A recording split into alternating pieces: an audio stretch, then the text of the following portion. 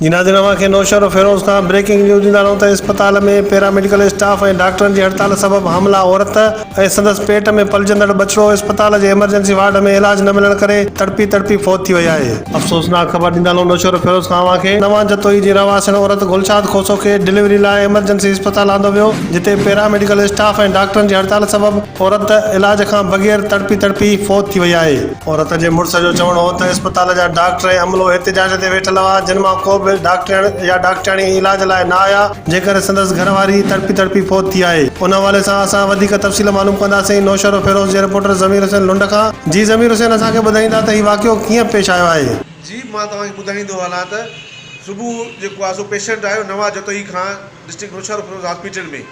हाणे उनजो पेशेंट जो 8 महीने जो ॿारु हुयो ऐं डॉक्टर जेको आहे सो बुख हड़ताल ते वेठा रहिया। 2 कलाक उहो पेशेंट तड़पंदो रहियो। पेशेंट वारनि चवणु आहे त असां डॉक्टरनि ॾे हली वियासीं, कंहिं डॉक्टर असांजे पेशेंट खे ॾिसण लाइ तयारु न हुया, न ई असांजो पेशेंट ॾिसणु आया ऐं मुंहिंजो पेशेंट उते तड़पंदो रहियो ऐं असांखे इहो चवंदा रहिया त वञो तव्हां ॿाहिरि प्राइवेट वञी दाख़िल कयो, ॿिए हंधि दाख़िल करायो वञी ऐं हिते असां तव्हांजो को बि ॾिसंदासीं न तव्हांजो इलाजु कंदासीं। आख़िर में नर्स जेको आहे उते हिकिड़ी आई चेकअप करण जे लाइ, हुनजो चेक कयो त तव्हांजो पेशेंट डेथ थी वियो आहे, हाणे जेको आहे तुंहिंजो को बि हल कोन्हे, को वापसि खणाए वञो।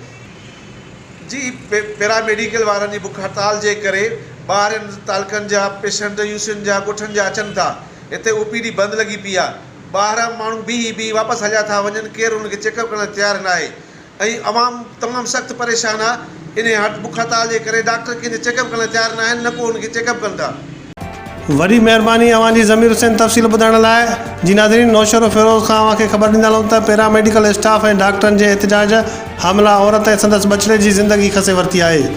इस्पताल में डिलीवरी लाइ आयल औरत जो चेकअप ऐं वक़्त ते डिलीवरी न कराइण करे औरत हमल समेत फौत थी वई आहे।